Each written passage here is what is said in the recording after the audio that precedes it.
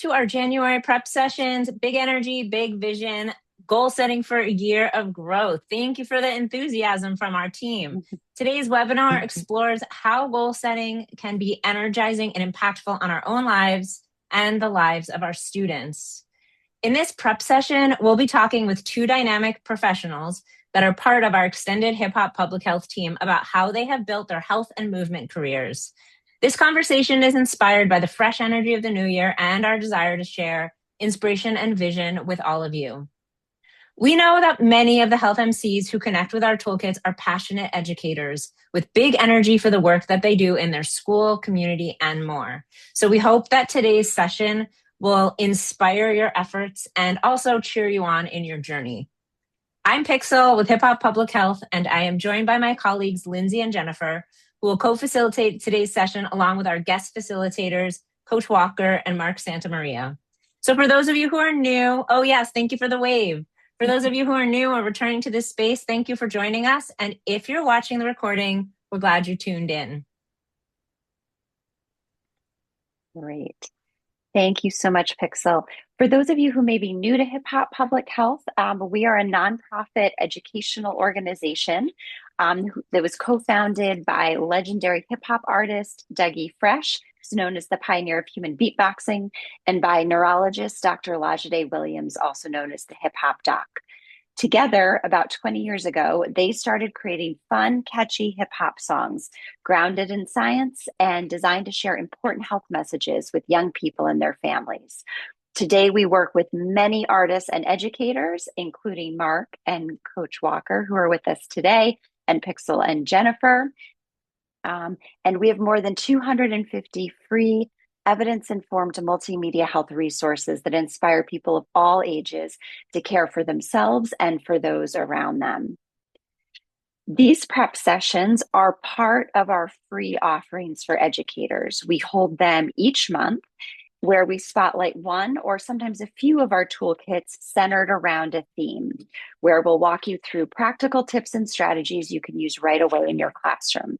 We've designed these sessions to be short and focused, about 45 minutes, so you can get inspired, learn something new, and get back to your students to use what you've learned. Today's session is a little bit different in that we'll be focusing more on a skill and some inspiring tips for goal setting that we hope will energize and inspire you for this new year of 2026.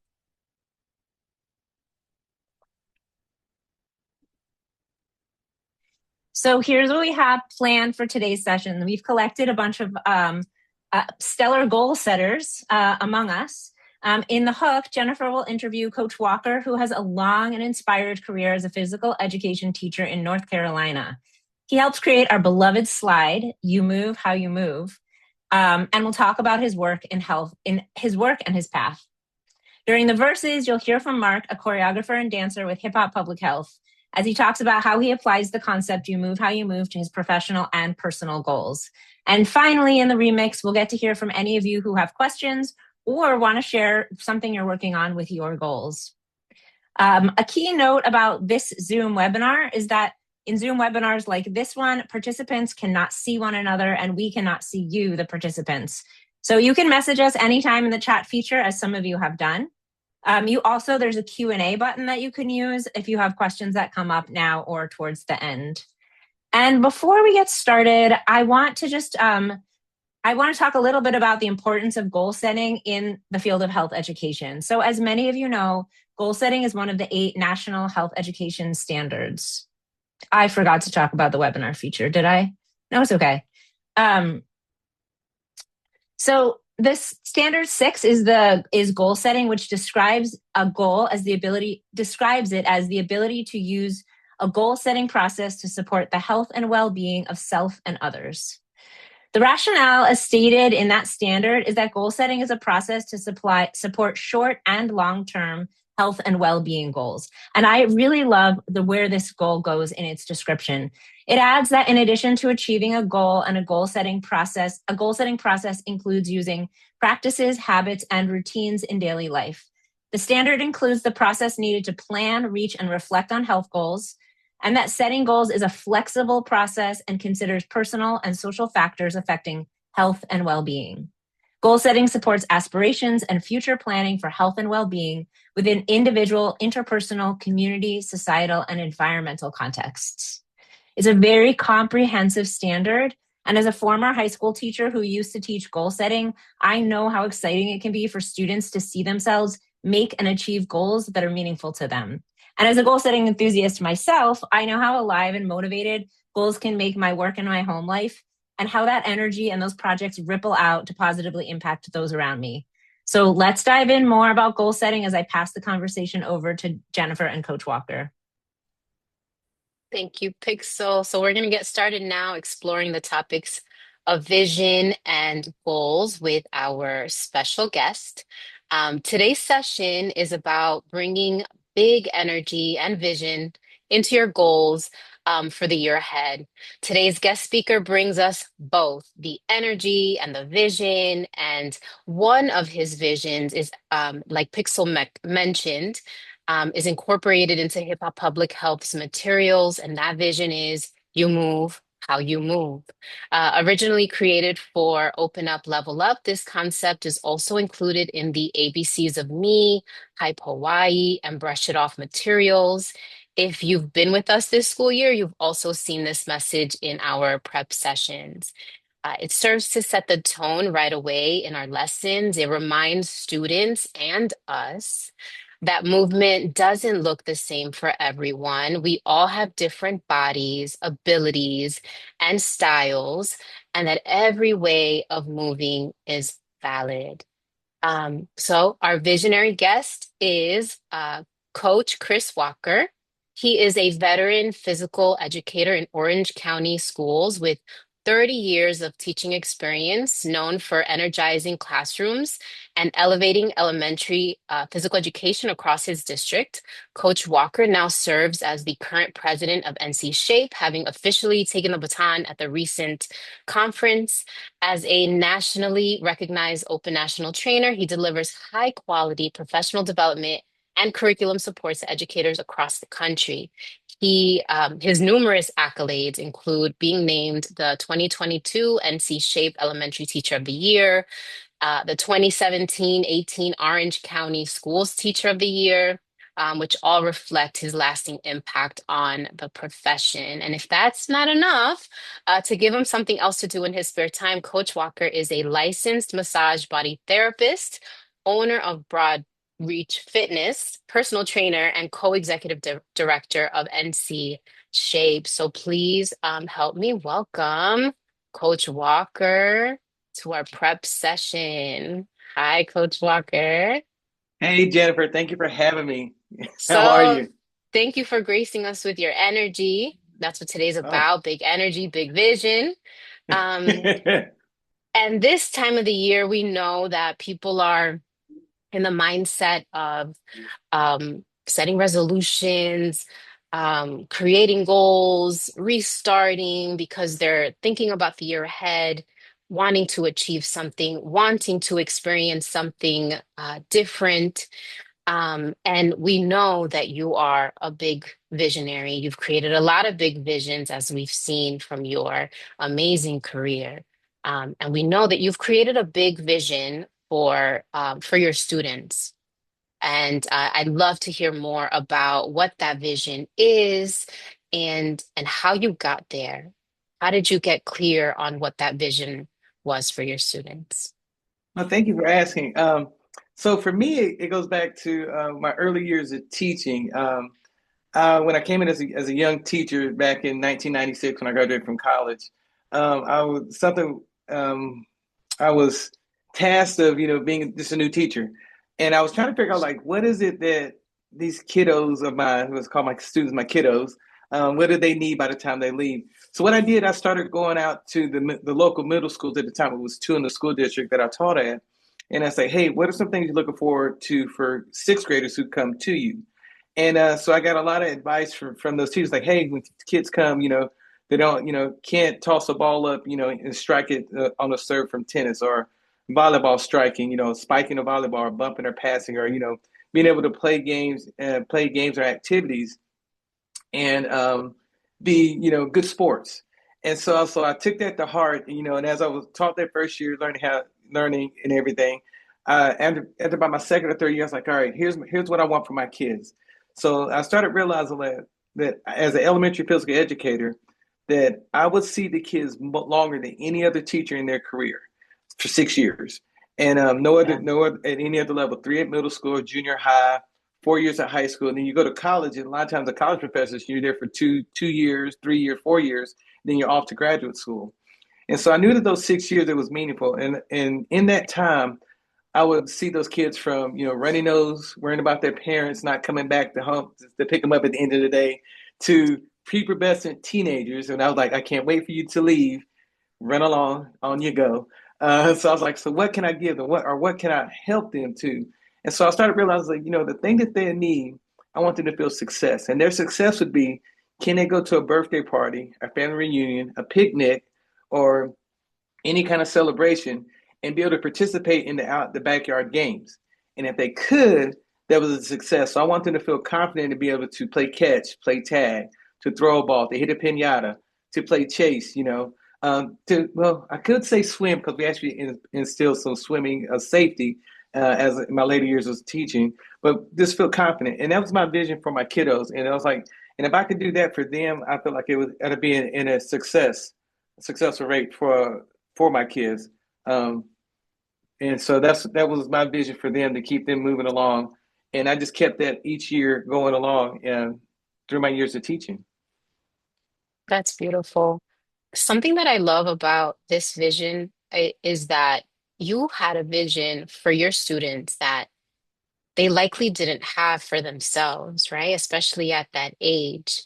Mhm. Um, and you were able to envision them in their future and saw them dancing and moving, being comfortable in their bodies, experiencing a lot of joy through movement. And I'm curious to know how you turned that vision into your goal setting as a teacher, as a PE teacher. How did you make that vision come to life in your everyday work and in your goals? Oh, good. Another good question. So for me, the biggest thing was like, all right, for me to get those kiddos in those 6 years to feel confident, I had to work on trying to be confident in teaching that to them. And for me to do that, I started becoming a student again myself. I had to, my 5 years of college. We won't talk about that right now. It's another show. But so what I do is like, I was like, how can I work on them being able to dribble a soccer ball? So I started researching it. It was way before YouTube got really popular. So I would talk to soccer coaches. I would watch soccer matches, soccer games. Um, Mm. Learning how to dribble a basketball. Like when I was in school, I played basketball and I was a cross country runner. So I was fortunate to play two sports. So I was like, so how can I instill what I knew into those kiddos, but how can I break it down and make it at a simple level? Because I'm teaching, 4, maybe 5 year olds to 10, 11 year olds, moving off to middle school. How can I make it to where it was very simple enough where they can understand it, but also make it difficult enough to where it gave them a challenge? And so what I did, I just would start off at the beginning of the year. It's like, all right, here are the 15 things I want to teach. We're going to work on cardiovascular endurance, striking with the implement, striking, using our feet and hands. And be able to use a parachute, be able to use sportsmanship, incorporate sportsmanship in all those different activities and games. And so once I put those 12 or 15 things I wanted to do for the school year, I was like, okay, now I'm doing these things. Okay, how many lessons will it take for me to achieve the goal of this section, of this section, of this section? And then from there, it taught me 3 lessons. Like, now, how would those lessons look? Was the next. So pretty much I just pretty much scaled everything backwards.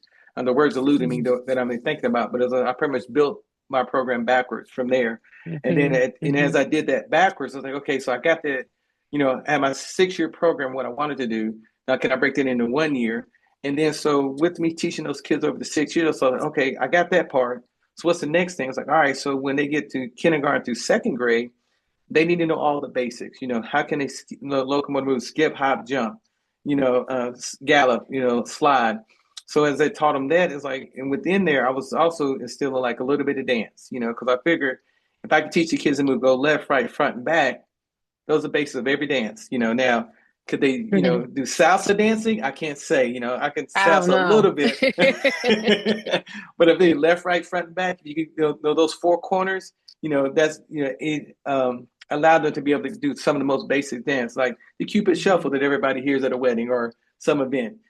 So that's what I did when I was working all those different things and working backwards. It helped me to, one, keep me focused on what I needed to do, and just keep pushing forward. And it was like, this was accomplished. And then when it got to third, fourth, and fifth grade, I started incorporating more games or activities, or we would do like, dance sessions. Like we would have Heritage Night. And Heritage Night, we would bring the parents out. We did square dancing. And so we would spend the week with the music teacher and the fourth grade teachers in the school. And I got to be a caller. So, spin your partner, do-si-do. So I was like, I was pretty good at my Nice. own stuff, I would say. I can't do it professionally, but anyway, it was good for the kiddos. And so I would go, all right, so this year we'll do a big unit on dancing in fourth grade, but then we'll do a small unit in third grade, a small unit in fifth grade, but the big unit was in fourth grade. So if we start a big unit in basketball whenever in third grade, then fourth and fifth grade it'd be a smaller unit. So I was always like, giving them a big sample of something, the small samples of stuff as they go through. So to complete that 6-year program of, hey, guess what? Hopefully you're confident, man. Hopefully you keep your eyes open when they throw a ball to you, or hopefully you go left when everybody goes left in the dance, or right when they go right, but just have fun. Yeah. Yeah, and the fact that it was six, like a 6-year scope, and you were Mm-hmm. able to, map it out backwards and use that to guide you, use that to stay focused, use that to stay committed to that long-term vision that you had for your students. Um, as we mentioned earlier, you're the reason why Hip Hop Public Health has this beautiful idea of you move how you move. And I'd love to hear what that actually means to you and how you incorporated that into your teaching, into your career, into your life. So for me, move how you move is just basically realizing that everybody's different, they're unique. And although when I taught dance and was teaching dances, use one of a couple of examples I give is if we're dancing, I said left, right, front, back. If you're moving and everybody goes right, you go left, you're moving. I was fine with that, So it wasn't you didn't get graded down for doing it. It's like if you're active in what you're doing and you're making an effort. That's all I wanted you to do for my kiddos. And I was a teacher who, I had my rubrics and different things like that, but I found just started realizing if they're moving and success and not hurting themselves or hurting others, that was it, And I was like, move how you move, and then in my personal life, I've always been like an active person, and I've always believed, I'm going to at least try, even if I'm not a pro athlete, I'm going to try to dribble a basketball. I'm going to try to dance. I'm going to try to, slap a hockey puck across the floor. So I'm going to like always do that. And then outside, with learning how to do that, then I started being like, hey, if I can work on keeping myself physically fit, I wanted to do that, not only as a teacher, but also as a parent of children that I had, like I want to be able to play with them later in life. I want to be invited to one of my students' birthday parties and be able to go out there and run around with them. Hopefully I don't tear ACL or anything, but hopefully we won't talk about that. But but be able to move out and just move. And so, and even to this day, I'm an early riser to go work out. 5:15 in the morning. I walk my dog, 2 to 3 times a day. She keeps looking at me right now, like, hey, when we're going out for our night run.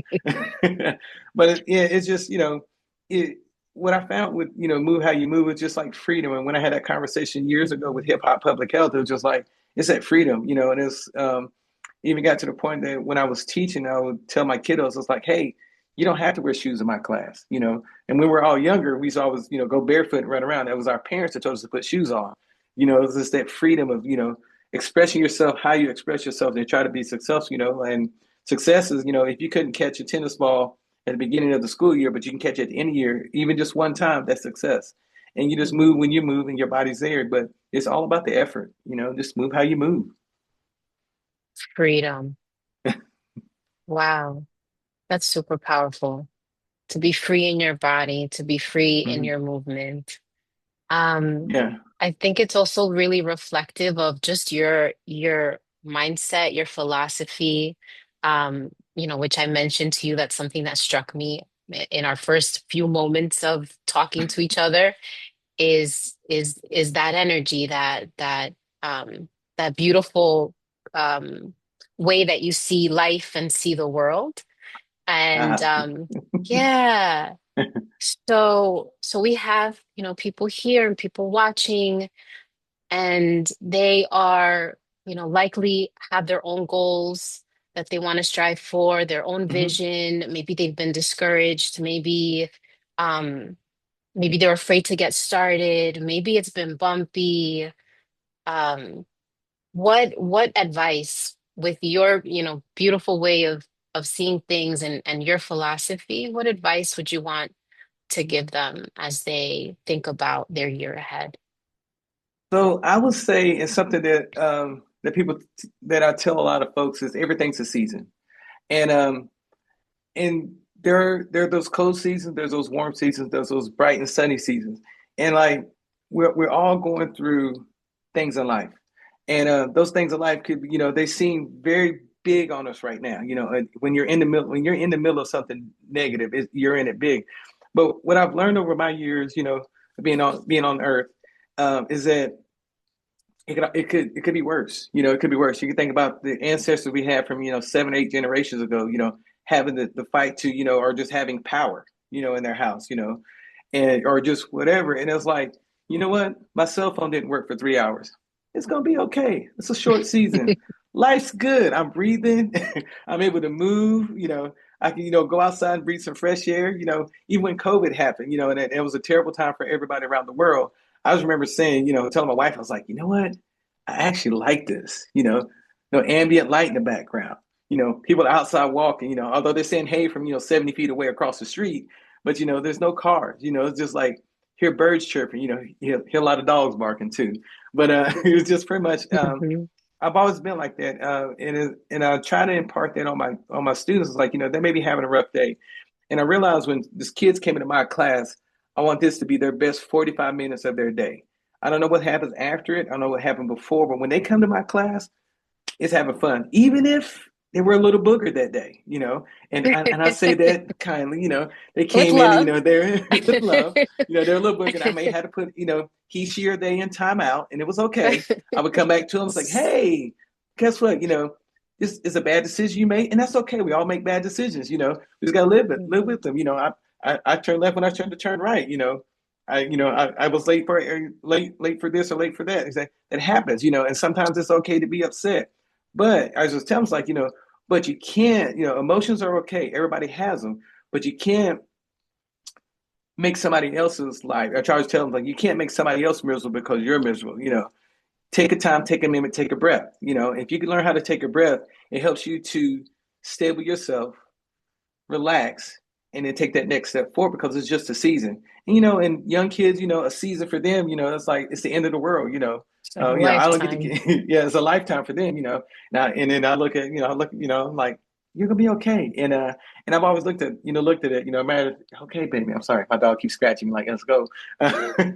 But yeah, so that's where I've always been, and I will say, like, as an educator, a teacher, um, if if you just approach life realizing that things are just a season, and that it will pass, it's going to be okay. And I say that, not saying that 6 months or something, it will end. It eventually end. And then that you're Mhm. perpendicular to the earth and you're moving around, you're good. And you may have a little, you may have a little limp because you have a canker sore. Well, the canker sore, but may have a stubbed your toe the week before. Okay, it's gonna heal. It's gonna take time. You may have to wear that funny looking boot for a little while. It's gonna be okay. Life's Mhm. gonna be okay. You're gonna be able to take the next step forward. But I think if you can, do that, generate, and keep moving forward, it's gonna work out for you. But yeah, so just whether you have a tough administration, have a tough class, a tough week, your car didn't start that morning, it's okay, it will start. You will be able to get a battery. You'll be okay to work with that administration. You may be able to get through that particular hard class. It's going to be okay. Everything's a season, and you'll be able to move forward. I love it. I love it. Move through the season, move through your emotions, take a breath, take a step forward, keep going. Thank you for sharing your wisdom with us today, Coach Walker. And we're lucky that you're going to be with us later. So we'll get to hear more of your wisdom. Thank you so much. Well, thank you Thank you for so having me. much. Yes, Thank of you. course. Thank you. I'll pass it on to Pixel. Coach Walker, thank you. I love hearing you talk about that. And I have these maps starting in my mind when I listen to you of the backward planning I want to do around different things I've got going on in my life and trying to be more intentional about it. So we'll bring you back in for the question and answer. And I would like to invite Mark to join us and share some of your work, thoughts about building your work in the fields of movement, health, and wellness. And I would like to introduce Mark Santamaria. Mark is a dynamic force in fitness, performance, and creative wellness. He's best known in our community as a choreographer and dancer with Hip Hop Public Health, using movement and music to make healthy living engaging and fun for all ages in many of our toolkits. Mark is also an accomplished dancer and fitness leader, currently serving as vice president of group fitness at Crunch Fitness, where he's developed and trained thousands of instructors and designed innovative programs that blend entertainment with well-being. As an actor, Mark's work spans stage and screen with credits that include Marcy X and Zoolander, and he brings his passion for authentic connection and storytelling to every role. He's an author with a book forthcoming, a devoted family man, and a creative mind. We welcome Mark today to talk about how he has developed his work, including his approach to identifying and working towards his goals. So thank you for joining us, Mark. Absolutely. God, you make me sound so good. Dynamic force. I don't A think I've ever been dynamic called a force. dynamic. I feel like that could be a great, like, past life boy band I was in. Dynamic Ah, force. I Thank love you it. for having me. This is such a treat. Yeah, well, to start with, can you talk about how you first started working with Hip Hop Public Health and maybe a first update, personal favorite project or toolkit that you've worked on? Absolutely. Started 2017, working on the first hype, helping young people energize. God, it was really cool. It was with DMC. He was writing raps with Artie Green. Really talented on the music side, and it just made it so easy to make the movement come to life. Plus, I had a really great co-captain, LaShawn Jones. She's an Apple Fitness instructor now, and has become pretty set up in the fitness industry for dance. So it was great to start with that as an entree, and hopefully you can only keep having that fun, which has happened. So favorite project, you know, I have to say that here's the two that stand out. There was one called To the Core, and why I loved it is we were seated, and we wanted to come up with something that could be accessible if students were at their desks, or if they were in wheelchairs, and by having that as the primary concept, it allowed creativity in a really interesting way. So I'll throw that one out there. And then Type Hawaii, helping young people energize, but with a Hawaiian theme. Man, that was so cool because I got to really dive into Hawaiian culture on a deeper level through music and movement, lyrics, by working with artists there. It just opened the door to really, um, God, making not just, I've been to Hawaii many times before the project, but to actually have the spirit of Hawaii in my soul and then express it through movement and music. That was a whole beautiful, beautiful, deep project that I am so grateful for to Hip Hop Public Health. For anyone listening, all of these can be found for free again on the website, and we'll provide the links later. I also worked on that Hype Hawaii project, and I agree there's something great about doing movement and music along with the education that really has taught me a lot. So you've talked to me, Mark, about how the concept "you move how you move" has actually played a big role in your professional and even personal life. So I'm so excited that you could share this webinar with Coach Walker. Can you talk a little bit about what that has looked like for you? Yeah. God, it was so cool. Coach Walker, thank you for being on this call. And then just coming up with that phrase, you move how you move, because dance has always been such a dynamic force in my life. It helped me understand and embody the word acceptance. Acceptance, if we can, God, if we can accept ourselves as we are in that moment, it changes the game. And you move how you move, that phrase just personified full acceptance. Because I actually even then took it to this place of not just through dance or fitness or wellness, but you move how you move through life as you are in that moment. That's how beautiful, Coach Walker, what you said. It's like resonates on a huge level. I I'm going to use a dance analogy for all of us. If you can imagine, whenever you see like a toddler, or someone they like of that age, like 2 years old, 3 years old, sometimes even 1 years old, but you hear the music and you see them sort of do that little bouncy thing. It's natural, right? And there's a freedom. They're moving. They're not thinking about what it looks like. They're just literally moving how they move, and it comes off different ways. And we're entranced. We're entranced not because the movement is like a dynamic force. I'm probably going to keep saying that now. But it's because they're so in it. They're feeling it with all their heart, right? So here's what's crazy. If you think about it, the older we get, like that version of dance, like it and movement, it starts getting chipped away. There are things that happen where we get more self-conscious about it, right?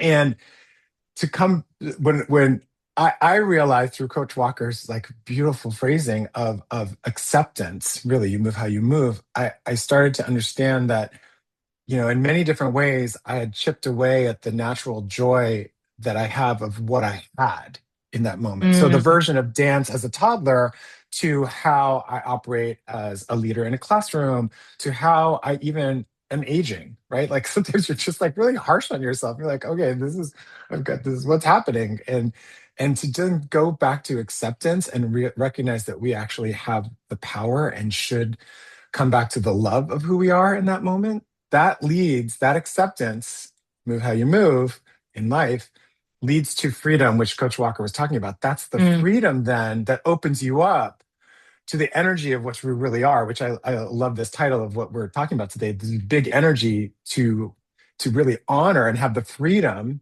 to get to the big vision. So I know that was a long way of explaining what that concept, you move how you move, was, but I hope everyone who listens to this gets that if you can move how you move and accept who you are as you are in every capacity, both professionally and personally, it will lead to that freedom that Coach Walker was talking about, which is ultimately what we all want, the freedom to be completely ourselves. That makes sense. And it both allows people to participate, like Coach Walker was saying, like at whatever level you do in the Cupid Shuffle. Also, it gives permission for people, because, people are coming to this call considering what kind of goals they're working on already. And so rather than trying to have the goal that you think you're supposed to have or that someone else has told you should have, this idea allows you to have the goal you might want to have. Oh my God. I just got goosebumps all over, because do you think about how often that happens? Like I'll speak personally. I inherited the goals and the visions that my parents wanted for me. And sometimes they were aligned with what I wanted. And at the end, I hope we all find some, because it's inescapable, right? You love your parents. You're going to want to please them. You're going to want to make them proud. But there's an element of what's in your heart, and there's probably a balance that you can find to find that middle ground and still honor it. But what you just said of like getting to the heart of what we really want, that's the challenge, because it gets, like I was saying, like it gets chipped away a little bit from like some experiences that make you a little bit more self-conscious. So to get back to the acceptance, that leads to the freedom, which leads to like the big visions coming true. Well, this might maybe our last question for this section, but how do you give yourself permission to hear that inside of you, and then to actually like hear those tugs, and then how do you go ahead and find the bravery or whatever it is that takes to do it, knowing that maybe not everyone likes that idea or gets the idea? Yeah. Because it's scary, right? Like that, like sometimes you have this thought of this idea. When I was talking earlier about the parameters of choreographing for To the Core, I gave myself actually in the process of it, there were some parameters of like, can you create something that's in a chair, right? So, okay. So I'm alluding to this because sometimes to go, okay, I got to figure all this out. It's so big, it can make us just shut down even more. So the first step I want to say is step one is just, can you bring it down to the most simplest right now action that you can start with? And maybe it's not even an action. Maybe it's actually just paying attention to what you're feeling. So again, like I love this title of what we're calling this session is big energy is the first part of it. The big energy can literally, can you tap in if you don't know what the next action is that you need to do or that for your vision, maybe you start with big energy. That's why I like that it's first. What is my energy like right now? What am I feeling? Something is telling you that you're feeling something. And then to sit with it, to literally feel what you're feeling. So the big energy, the misnomer, it might be like, yeah, what's up? It's big energy. Like, it's like, yeah. But what if it's also like, God, I'm feeling some sense of angst or sadness or anger. And then can you tap into, okay, why am I feeling that? Why am I, the reactions that I'm giving coming off in a way that ultimately isn't me, it's me in that moment because something else is going on. So can you tap in to the big energy of what you're feeling and then go, okay, what is the cause of that? And it could be anything. It could literally be like, well, I'm not liking my day-to-day tasks at work.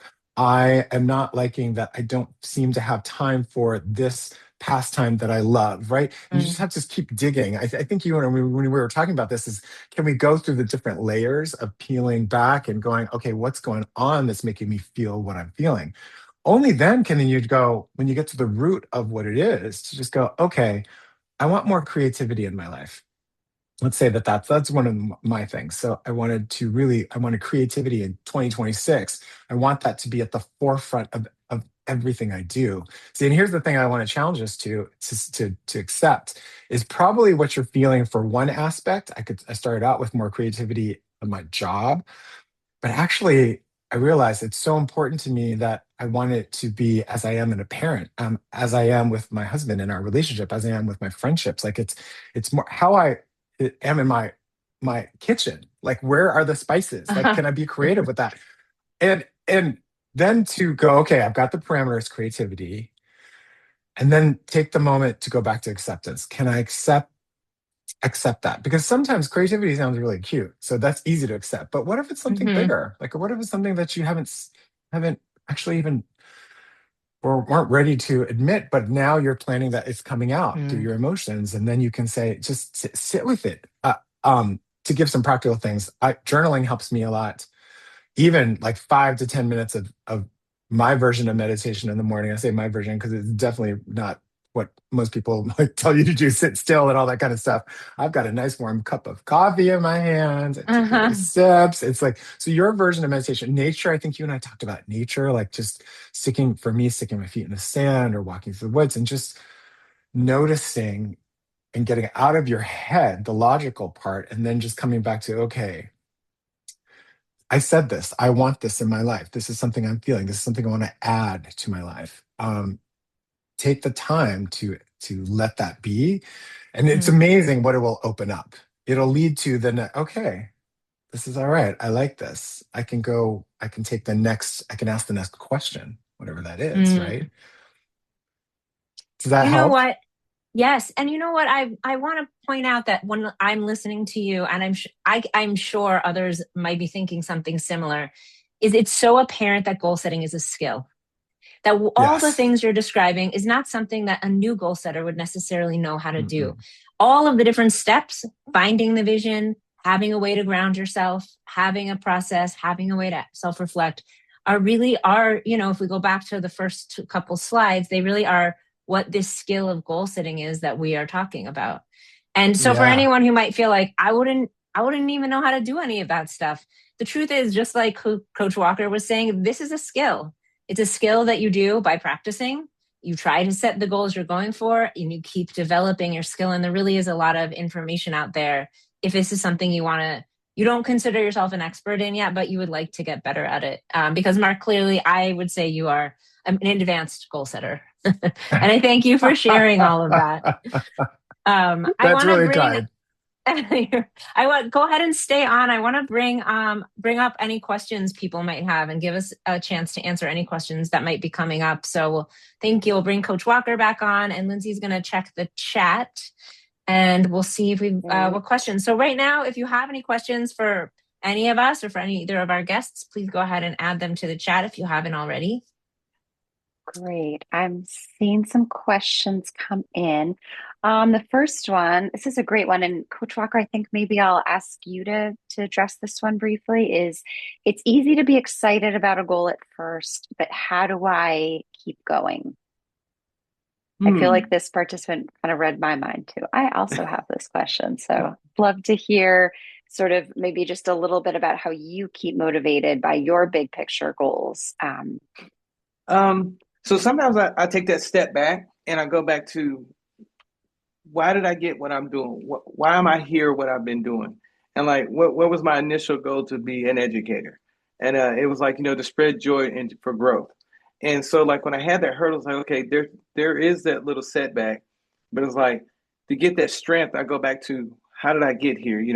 And like the hurdles I jumped before gave me the strength and the bravery to challenge, just go over this next hurdle. And although it may be tough, but that's how I just continue to move forward. I look back to move forward, and that's how I use that energy that I had then to help me to move forward to the task at hand.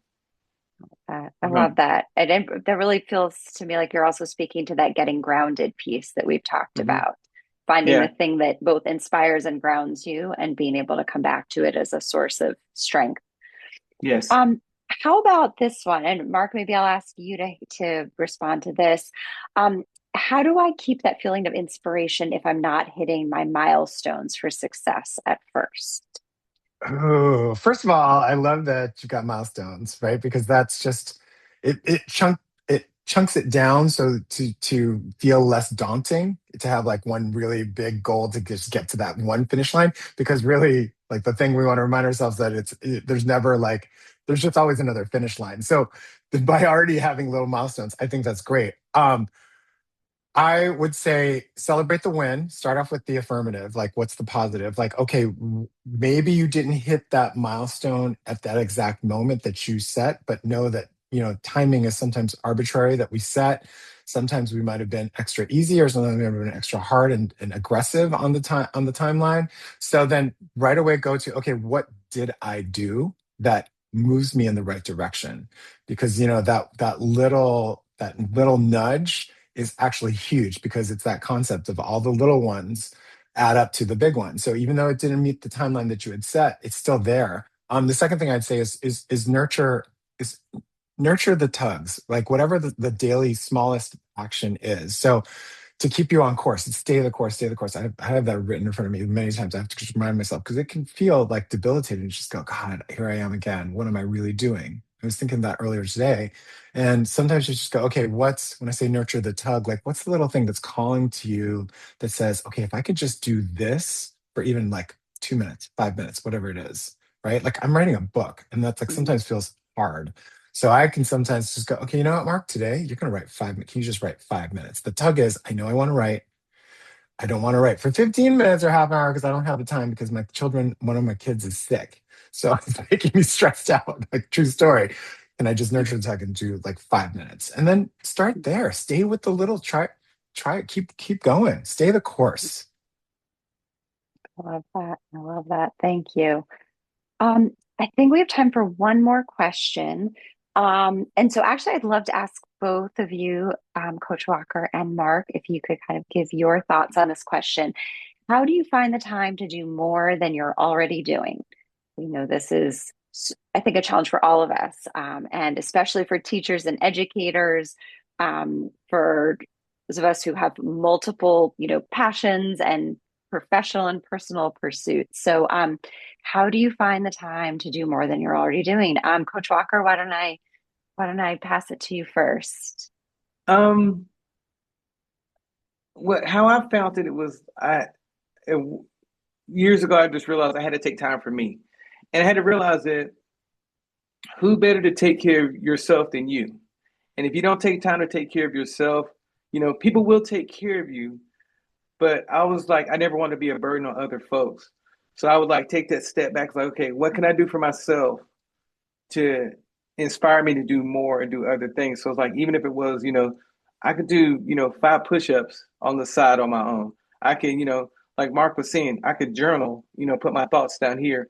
And something that I recently got to within the last few months is like, when I first wake up, other than turning my alarm off on my phone and hit snooze twice, I go, what part of me, what's going to be me today? And I hold myself accountable for this. Like, hey, you know what? I'm going to show everybody that I can be really patient, or I can show everybody my energy.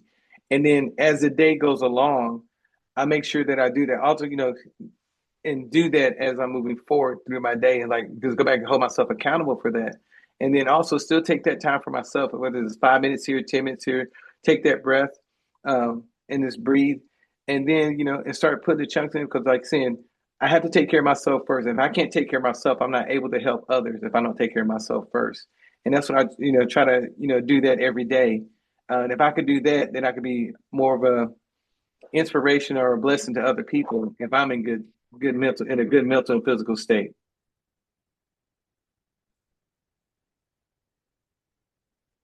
Oh, I'm sorry. Lindsay, you're on mute. Yep, wouldn't be a webinar if it didn't happen at least. Coach Walker, thank you. So thank you so much for that.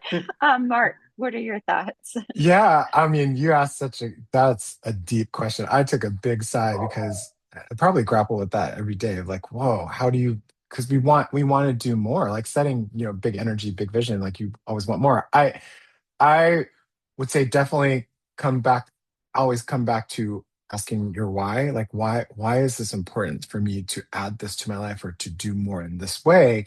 I suspect I'm going to just give you the answer, so there's no cliffhanger here. I think if you're going to come back to it involves people. It probably involves people you love, that's important to you. It could be a broader group of people that matter to you. And if you can tap into that and then ask why is that important and how is it going to serve those people that I love so much or care so much about, it will make you make the time. I constantly am surprised that actually, wow, if I can hone in on the things that really matter to me and the actions that really make a difference in my people's lives, then the other ones, I actually have plenty of time, right? It's weeding out the things that are like not serving the why in the best way possible. So always come back to that. And I think that will always set you free and set you up for success. I love that. Thank you. Lindsay, do we have time for one quick question?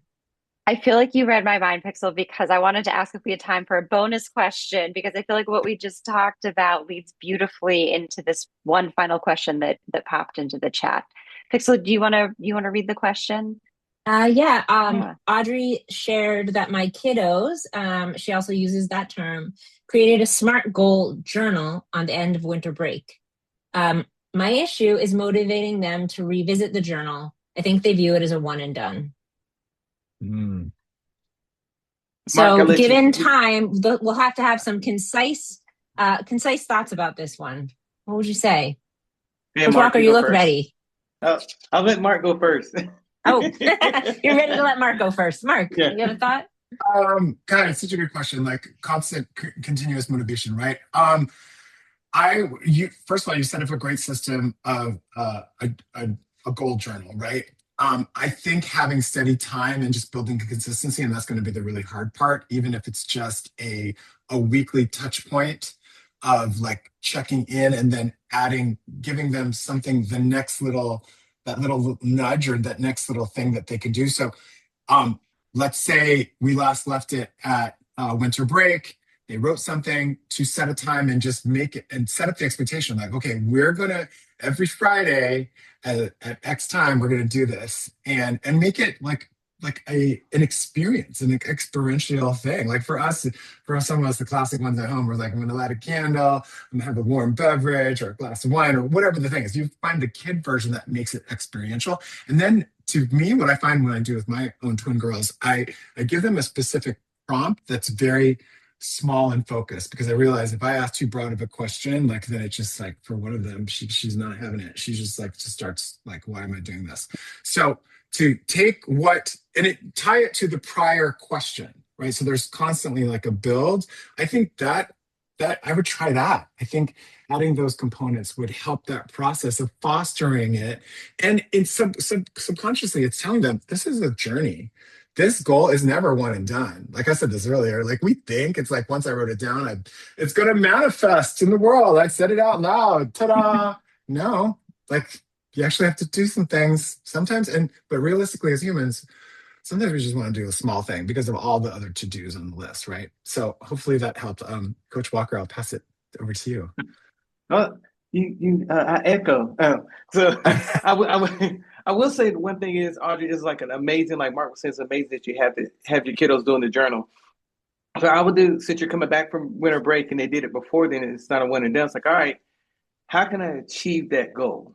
And then they can write down certain things where they have those small chunks that Mark was saying, like what are the small things that they can do to achieve that goal that they have? And then like, every Friday or one day a week, it's like, all right, did you achieve this one thing for your goal? And that's it's a easy question for them to answer and isn't too random. Did you achieve one of your goals? You achieve one of those steps to get to your goal for Friday or next Friday or the end of the 9 weeks. And I think if you're able to get that and keep it very simple for them, and like I said, I don't know the age of your kiddos that you're teaching, but it keeps it very simple. It's just, there's no questions asked, and it's okay to say, I haven't yet. Okay. Yeah. And then you as an educator can be like, hey, how can I help you get there? You know, and that's going to mean a lot to them, like, that you really care and isn't a one-off, it's like you really want them to achieve that goal. And, and you may not be able to do it to every student every single day, but that connection you'll have with them will last a lifetime. And you can build that bridge that you want to keep open for them to be able to come and talk to you when other things come up in their short time in your classroom with you.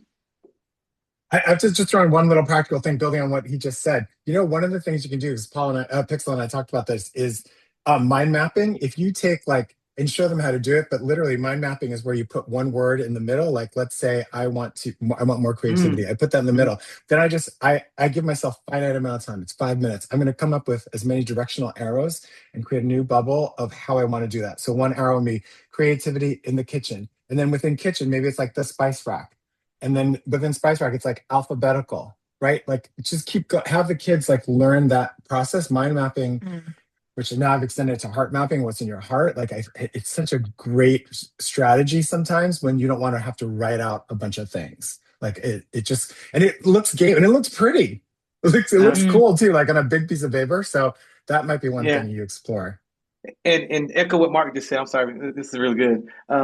You be able to see that creativity that your kiddos have, and let them be able to express that creativity goes a long way. Whether and I know we're in the digital age, have them do the same thing on their laptop. If the school offers them, I'll have a laptop or iPad, they can do the same thing on there as well.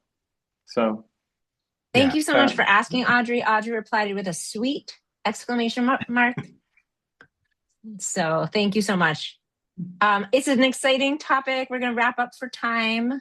Let's see. But there's more of this to come. Yes. And as we're wrapping up, I want to extend a really, really deep thank you to Mark and to Coach Walker for joining us. And there's things I know I'm taking away from what we've talked about, from what you've shared, that I'm eager to take some small steps to try to create this space and listen to those tugs. For all of you who joined us today or who are watching this afterwards, we're so grateful that you are here. We hope you'll also join our next prep session, From Pulse to People, Heart Health and Healthy Relationships. February has Valentine's Day. We're in the winter, it's Heart Health Awareness Month. So we're bringing those themes together and really thinking about how we can help young people learn to take care of their physical hearts and also their emotional hearts. So we'll be exploring a few of our resources that help to do that. You can always check out all of our free songs and videos and lesson plans and family materials on our Learning Studio. We'll drop the link in the chat. And look out for an email coming your way with a recording of this webinar and links to many of our other resources. I think with that, we will close it out and say again, thank you, and have a wonderful rest of your evening.